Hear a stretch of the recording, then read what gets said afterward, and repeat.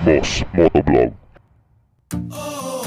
Nandito po ulit tayo sa World Trade Center, Pasay, Metro Manila, 16th Inside Racing Bike Festival, kung saan taon-taon po ginaganap po itong Inside Racing, na kung saan nagsasama-sama ang lahat ng mga motorcycle enthusiasts, communities, brand motorcycles at iba't iba pa. Lahat halos tungkol sa motor makikita mo dito, at dito rin ilalabas yung mga bagong parating na motorsiklo bago i-release sa market, ay pinapakita muna dito sa mga ganitong event. Kagaya ng mga bagong click na inilabas ng Honda nakaraan lang, dito pinakita yan, at April 2024 ay available na to sa mga kasa. Iba't ibang kulay yan, standard edition at yung special edition ng mga click. At syempre ang topic po natin ngayong araw na ito, ang pinakabago o 60th anniversary ng Kymco. Walang iba po kundi ang Dink R 150. Special edition po ito, at iyan ang pag-uusapan at kabuuan ng ating video ngayong araw na ito. Kaya tara, let's go!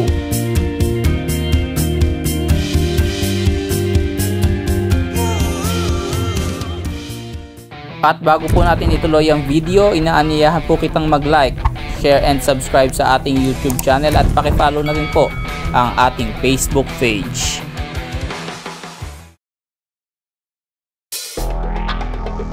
Hwangyang Motor Company ang abbreviation ng Kymco.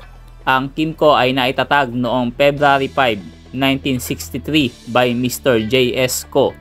June 1, 1964 ay nagpasimula sila sa kanilang commercial operation, at hindi nyo na itatanong, ang kanilang production partner ay walang iba kundi ang Honda, at kanilang ipinakilala sa buong mundo independently ang kanilang brand noong 1992.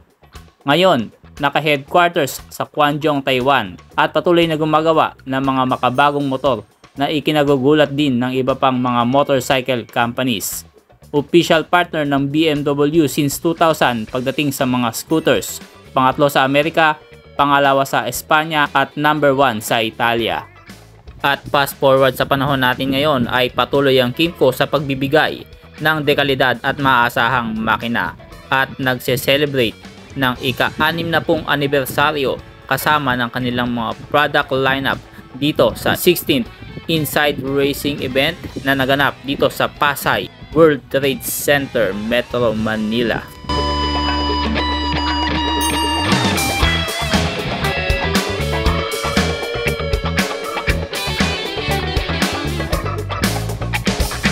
At ang nasa harapan natin ngayon ng special edition ng Dink R 150. Ang kulay po nito is flat deep green, kung inyong mapapansin, parang moss green kung titingnan mo. And of course, sa may gilid makikita 60th anniversary limited. Kumbaga, ito nasa 600 units lang po ang ini-release.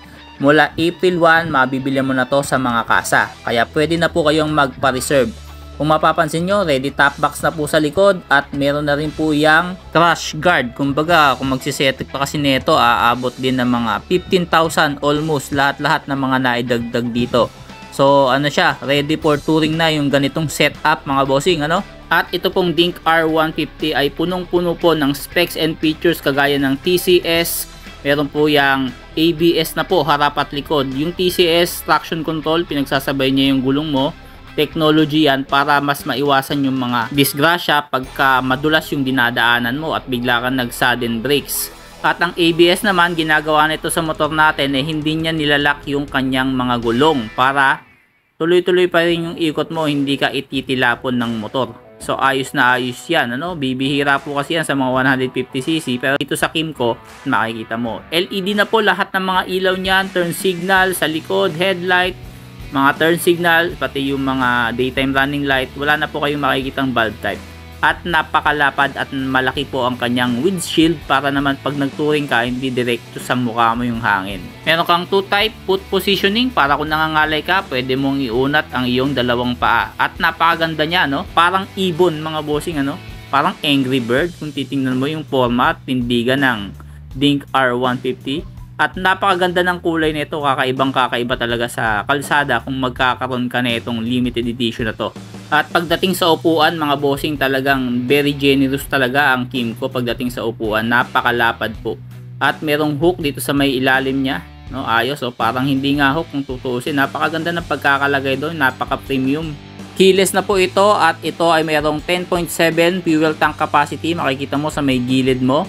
Meter panel, digital na po lahat yan mga bossing. Lahat ng detaling kailangan mo, makikita mo dyan. Malapad ang kanya mga side mirror. 150cc, fuel injected, liquid cooled, 4-stroke. At ito po ay kayang sumipan ng 15.7 horsepower. At sa halagang 160,000 pesos ay maiuwi mo na itong limited edition, special edition ng Dink R150 na ito. Kung ayaw mo naman ng special edition, meron din yung mga dati, 150,000 pesos po yan. Pero napakaganda nito, no? Worth 15,000 nga po yung mga naidagdag dito. So, mas nakakatipid ka pa rin kung ito ng pinakamaganda na yung special edition na kukunin mo. At syempre, test ride din natin to mga bossing. Okay, testing natin ang Dink R150. Pwede na sir? Sige ba, ayan, testing natin. Paano po kasi na to sir? Pag ganito lang? Ito sir muna. Pag nag-push siya, pwede na siya. Dyan kasi yan. Okay. Bali, activate mo muna yon. Tapos, hindi na sir. Hindi na. Basta malapit lang siya dyan. Dito lang. Ano niya? Okay. Magano. Tapos nandiyan dyan yung ano, remote niya. Ano siya. Kaya pag malayo siya, hindi niya makakit. Sige. So, 150 lang. Kaya hindi masyadong mabigat to.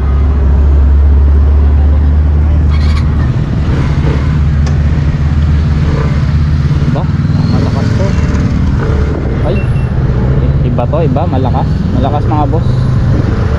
Damdam ko yung power na itong Dink.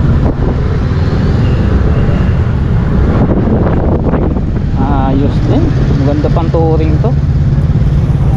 So ayun na nga mga bossing, nung tinest ride ko nga itong Dink R150, namangha po ko sa acceleration pa lang ng motor na to. At alam ko sa makina, sa kapasidad nitong Dink, alam kong pwede itong umahon sa mga medyo matatarik na lugar. Kasi kaya ako pumunta rito, ihahambing ko dito yung PCX mga bossing. Actually, tinest-ride ko rin yung PCX Kumbaga dito sa Dink R150 mga bossing, talagang ramdam ko yung power, acceleration na meron siya.